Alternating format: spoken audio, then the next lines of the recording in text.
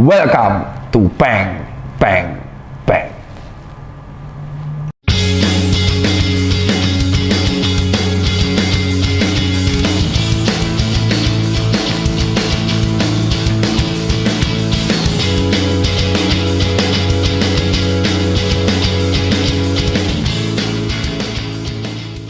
Kembali lagi bersama dengan Suara Tirta, tapi di kali ini kita nggak bahas COVID ya kan. Aku ingin membahas buat teman-teman yang sebenarnya selalu menyepelekan hal kecil tapi bisa berimpact hal besar buat kesehatan. Yap, topik kali ini adalah kegiatan kecil yang disepelein yang bisa berbahaya buat kesehatan kalian.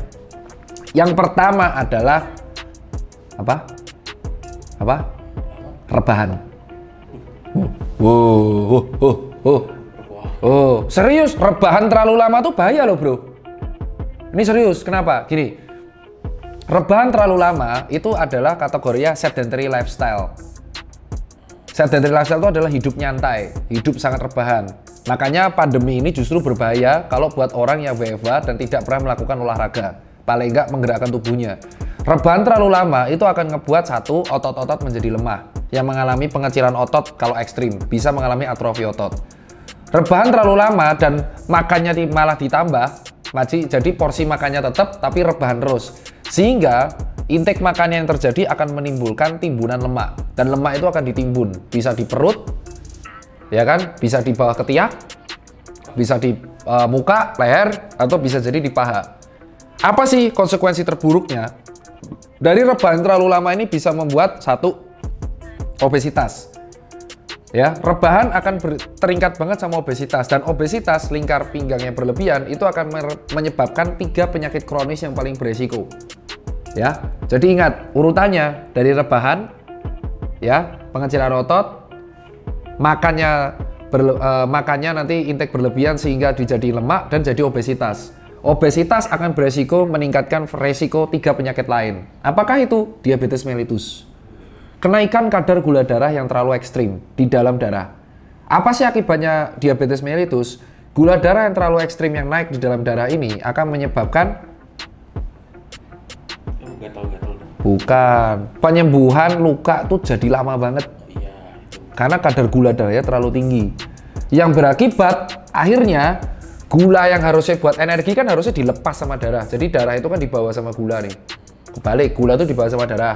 Ya kan, terus dilepas ke sel-sel yang butuh ini energi. Terus mereka akan bekerja kan dari gula ini sebagai sumber energi. Nah, kalau gula darahnya kebanyakan nih, terlalu kuat, ya kan, jadinya dia malah ini membawa gula itu terus. Yang terjadi sel-sel nggak dapat energi, terjadi peradangan, inflamasi. Akhirnya terjadi trias. Orang yang gejalanya diabetes tuh gejalanya cepat haus, ya kan, cepat lapar, sering kencing. Itu triasnya. Cepat lapar, cepat haus, sering kencing. Terus kalau gemuk atau kurus itu relatif. Nah, ini bahayanya kalau kamu rebahan. Penyakit yang bahaya, diabetes. Shh, denger ya. Nah, penyakit kedua adalah bukan, masih rebahan. Apa? Penyakit jantung. Nah, lemak yang menempel ini kadang bisa menimbulkan plak di pembuluh darah. Ya, nanti saya kasih contohnya ya. Namanya aterosklerosis. Jadi dia itu pembuluh darah tuh arteri, bros. Dan arteri ini bisa ada plak-plaknya kalau lemak tuh nempel di sini nih. Lemak ini nanti akan membuat pembuluh darah ini semakin menyempit.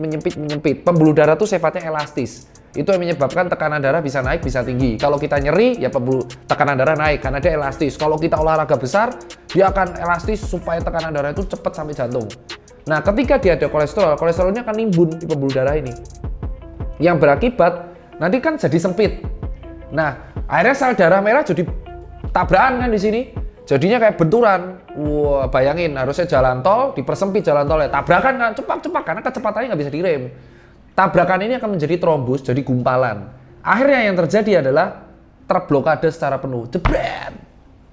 Ketika terblokade secara penuh, terjadi infark. Kenapa? Karena bagian sel tersebut tidak bisa mendapat suplai darah. Mati kan? Karena nggak dapat oksigen. Nah, kalau gumpalan kolesterol itu ada di otak, stroke jadinya. Namanya stroke iskemik. Jadi stroke yang terjadi karena pembuluh darah tersebut tidak bisa menyuplai. Kalau terjadi di jantung, terjadinya infark miokard. Jadi jantungnya nyeri, namanya cardiac arrest. Atau angina pectoris juga bisa, karena sakit. Kalau nyumbatnya di paru, emboli paru, mati bos. Kalau trombosnya pecah. Dan yang jelas tensinya tinggi. Kalau dia menyebabkan di jantung, masih kompensasi, maka jantung akan membesar. Ya, jantung membesar ke arah kiri. Ya kan, tergantung. Kalau sumbatnya di kanan, membesar kardiomegali. Jadinya dedeknya tambah gede. Jantung yang semakin membesar berarti beban kerjanya tinggi. Ketika dipaksa, tiba-tiba, ya kan, cardiac arrest, serangan jantung. Terjadi di partnerku, Mas Lutfi almarhum. Resiko ketiga rebahan yang terlalu sering adalah apa? Diabetes sudah. Terus penyakit jantung udah. Oh, kan. Nggak tahu. Resiko rebahan, atrofi otot.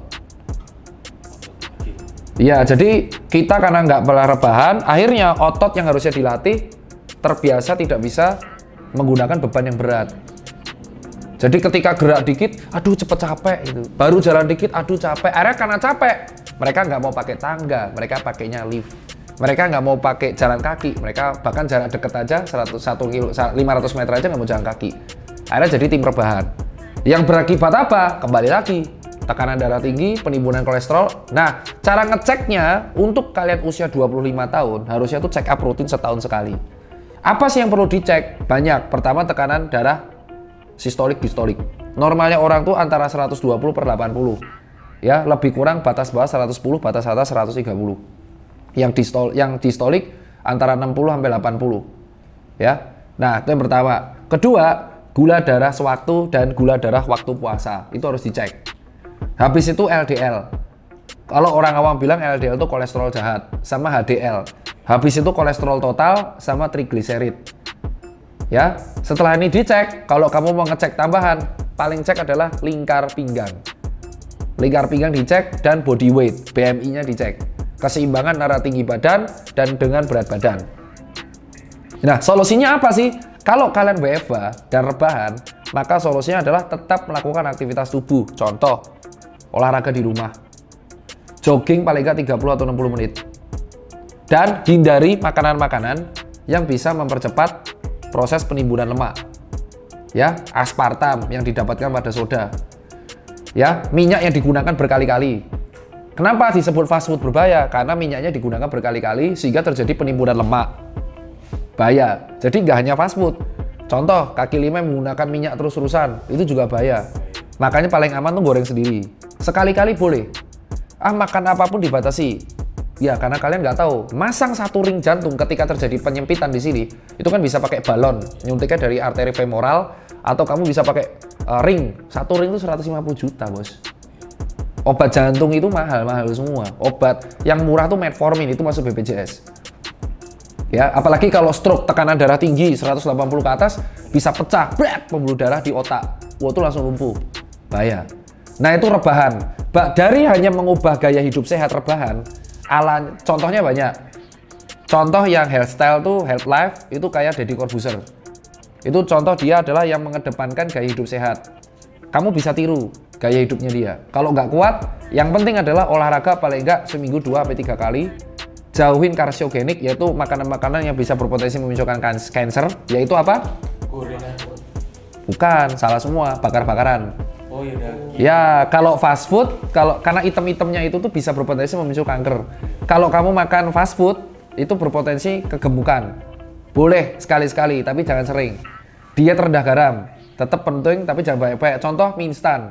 Mie instan itu yang bahaya bukan minyak, bumbunya.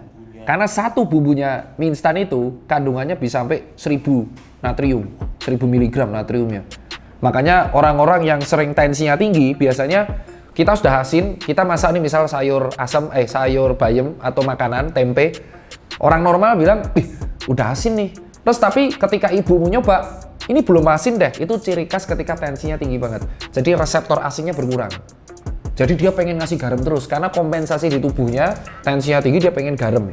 Maka kalau orang yang gejala tensinya tinggi biasanya dia diet rendah garam.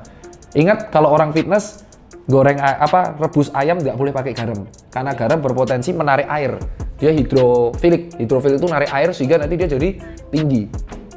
Nah, tensi yang terlalu tinggi ini akan menyebabkan gagal ginjal. Nah, pada gagal ginjal pun orang tuh minumnya terbatas. Kalau terlalu sering ginjalnya berat, kalau kurang kekentalan. Maka kalau orang yang gagal ginjal ini harus ada dokter spesialisnya. Dan kalau diabetes itu kalau sudah suntik insulin nggak boleh lupa. Itu akibat dari hal sepele, rebahan. Ya. Yang dua itu aku alamin sendiri.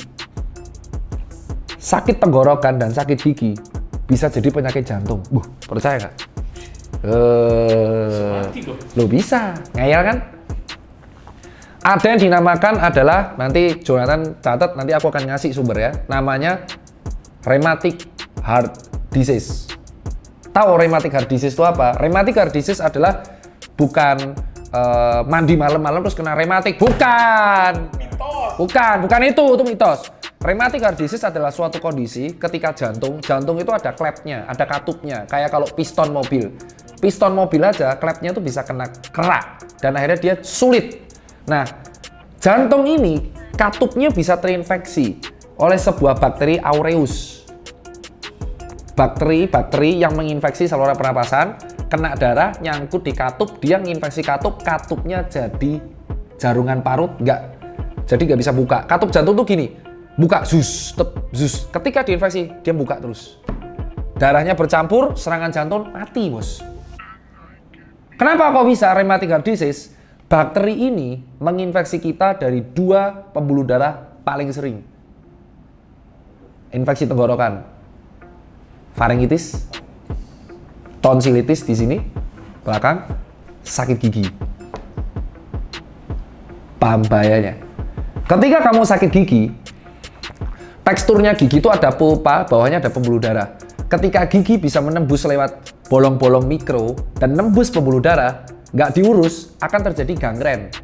Kenapa kamu nggak sakit? Karena gasnya itu bocor. Kalau menginfeksi gigi, gasnya itu keluar lewat bolongan kecil-kecil. Ya, jadi kita nggak ngerasa bolong tapi nggak sakit. Itu sebenarnya ada infeksi. Ketika si bakteri ini menembus arteri, maka bakteri ini akan ikut aliran darah sampai ke sinus, jadinya sinusitis. Namanya infeksi yang naik ke atas. Jadi sinusitis. Maka ada orang kena sinusitis maksilaris di sini karena sakit gigi. Kalau kena sampai ke bawah arteri terus, sampai ke aorta, sampai ke katup jantung, mampus kau. Kalau sampai RHD. Dan aku udah mengalami bukan RHD-nya, aku kena sinusitisnya. Jadi gigiku molar, aku kebersihan gigi itu buruk. Karena dulu aku ngerokok, aku ngopi, dan aku minum soda sehari seliter. Aku pecandu soda banget. Akibatnya apa? Gigiku kropos, dan karena jarang kebersihan gigi tidak diurus, jadi sarang bakteri aureus. Gigiku lubang, dan akhirnya lubang ini nggak kurus. Akhirnya menyebabkan penyakit sinus parah banget di sini. Jadi sinus dan akhirnya dioperasi. Sinusitisnya kronis. Dan akhirnya nyeri gigi yang tidak diurus akan menyebabkan migrain yang terlalu lama. Karena di sini ada 5 nervus, 5 cabang 1, 5 cabang 2, 5 cabang 3. Jadi tergantung, kalau kamu kena di gigi atas, kamu akan sakitnya tuh di sini sampai belakang. Jadi kalau kamu merasakan misal gigimu lubang dan kamu migrain dalam waktu yang lama, hati-hati. Itu karena gigimu sarafnya udah mulai kena sensorisnya. 5 cabangnya udah mulai kena. Dan kamu harus perbaiki. Kalau nggak bisa perbaiki, cabut. Ya, dari hal sepele, sakit gigi. Dan dari infeksi tenggorokan. Faringitis, nyeri tenggorokan, nyeri telan. Terus kamu demam, tidak sembuh-sembuh. Ya kan? Ternyata ketika kamu dahak, infeksi bakteri, itu ciri khasnya infeksi bakteri adalah dia dahaknya warna hijau dan bau. Kalau infeksi virus, dahaknya tuh warnanya jernih. Bedanya kayak gitu. Kalau bakteri bau banget, kuning, hijau. Nah, bakteri ini kalau faringitis biasanya harus dibasmi dengan antibiotik. Bisa pakai antibiotik amoxicillin atau pakai cefadroxil, dan itu dosisnya harus habis. Kalau antibiotiknya nggak habis, itu sebenarnya bakterinya masih ada tapi sekarat. Nah, bakteri yang tidak diurus dengan baik akhirnya masuk ke aliran darah, sama polanya. Jadi kalau kamu mendapatkan sakit radang tenggorokan dan sakit radang gigi atau radang gusi, segera diurus ke dokter terkait. Kalau nggak mau sakit, paling nggak kamu membersihkan gigi 2 kali sehari. Mouthwash secukupnya. Ketika sudah ada karang gigi nih, kayak depanku nih, ini harus di scaling. Ya, paling nggak 6 bulan sekali bersihkan. Ketika kamu radang tenggorokan, cek. Kalau dahaknya tuh, kalau nafasmu bau banget, berarti bakteri kamu kayaknya. Tapi kalau nafasnya nggak bau, tapi batuk-batuk doang, dan ininya jernih pileknya, berarti virus. Dan itu bisa jadi swab dan kawan-kawan. Bisa jadi COVID. Satu, lagi penyakit sepele, yang kebiasaan sepele, yang sering diremehkan tapi menjadi besar. Apa? Bingung? Hah? Kan? Nggak. Main HP terlalu lama. Orang yang main HP terlalu lama, apalagi sebelum tidur, dia posisinya seperti ini.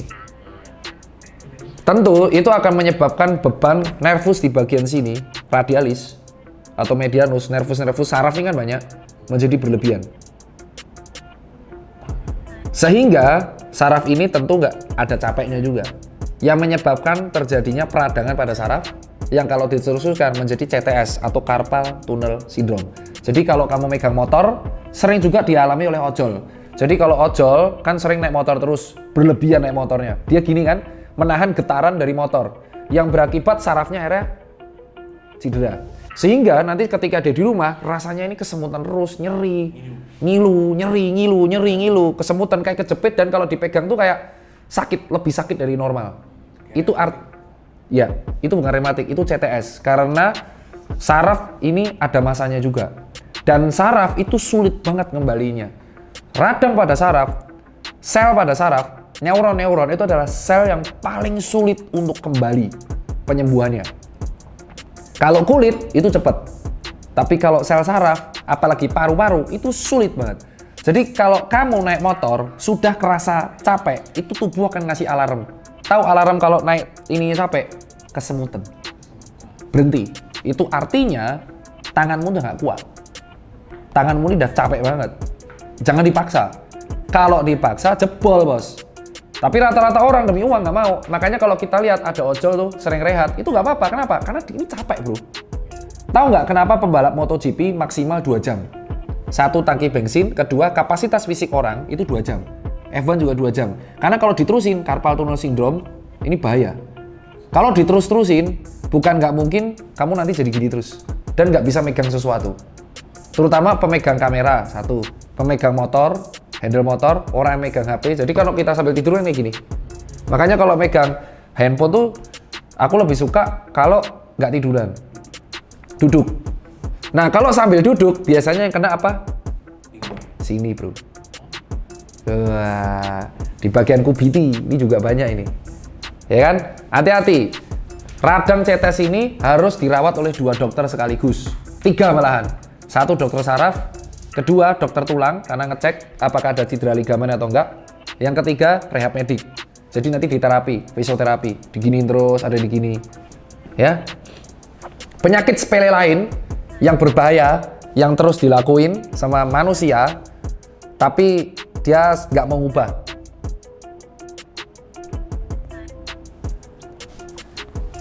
Apa penyakit sepelenya? Hal kebiasaan sepele yang bisa dilakuin, sering dilakuin sama orang, tapi bisa membahayakan dia di masa depan. Korek kuping. Nggak. Itu ya tuh nanti pinter loh. Dia tuh sepele sih, tapi nggak ini maksudku. Ngeliatin laptop dalam waktu 7 jam terus-terusan. Nggak boleh. Ketika kamu misal bekerja nih, terus kamu bekerja, ini terakhir ya, part 1 ya. Terus kamu bekerja gini, terus kamu ngeliatin laptop terus-terusan, gini kan. Konsentrasi kan, karena bosmu ngebus kamu terus. Impact yang paling parah, radang otot leher. Otot leher dan otot pundak, wah tuh sakit banget, Pak. Itu baru 1 hari. Tahu nggak kalau dilakuin terus impactnya kayak apa? Tension headache. Ini akan nyeri kepala terus-terusan sampai ke kepala sini. Dan nyerinya berdenyut. Dan nyeri yang berdenyut ini akan menyebabkan apa? Naiknya tekanan darah. Naiknya tekanan darah akan menyebabkan apa? Stroke, bos. Jadi jangan heran kalau banyak pegawai kantoran yang dia nge-push dirinya sendiri. Kayak contoh di Jepang tuh, orang nge-push kerja terus, matinya kalau nggak gagal jantung, stroke. Karena dia nge-push banget di laptop, yang berakibat matanya dia kan konsentrasi terus ya. Berarti otomatis pasokan darah ke sini tinggi dong ya. Matanya nggak bisa rehat kan? Karena kena cahaya terus kan. Wah, otot matanya langsung nih sparring terus. Otot leher juga nih, konsentrasi terus. Nyeri kan kepala. Tubuh itu kalau sudah lagi kepepet, tubuh akan ngasih alarm ke otak. Apa alarmnya? Nyeri. Misal kamu telat makan, nyeri kan? Kamu maksa olahraga, nyeri kan? Itu asam laktat yang menambah. Nanti aku akan jelasin asidosis asam laktat, tapi next part 2. Ya, atau kamu olahraga sesak napas, nyeri, itu alarm, jangan dipaksa. So idealnya gimana dok? Kalau kamu sudah di depan laptop terus-terusan, tolong tiap 2 jam sekali peregangan simpel kayak gini 7 detik, 7 detik, 7 detik, 7 detik, 7 detik, 7 detik, 7 detik, 7 detik, kayak gitu terus. Terus kamu lihat jendela. Kamu tahu nggak kenapa kantor tuh diliatin jendela? Selain pencahayaan, itu buat kamu ngeliatin jendela biar matamu tuh ngeliat jauh sehingga otot matamu tuh rileks. Ketika kamu tuh ngeliat laptop, lensa tuh mencembung, jadi kamu tuh gini terus. Ketika kamu lihat jauh, itu tuh lensamu balik cekung, jadi kamu rileks. Itulah alasan kantor-kantor di Silicon Valley tidak pakai tempat duduk. Terus nggak pakai AC, duduknya sembarangan. Biar apa? Jadi biar rileks dia bisa pindah tempat. Dan jangan tips-tips lain ada 4 lagi kayak nahan pipis. Sudah tahu mau otot kecapean tapi dipaksa jadinya kram. Terus habis itu ada lagi duduk terlalu lama, ambeien. Terus korek kuping terlalu sering, jebol gendang telinga. Itu akan aku bahas di part 2. That's it. 4 hal sepele. Hal-hal sepele yang bisa dilakuin. Hal-hal sepele yang sering dilakuin dan berbahaya bagi kesehatan kalian. Sekarang tergantung kalian. Mau ngubah atau ntar ketemu aku pas berobat.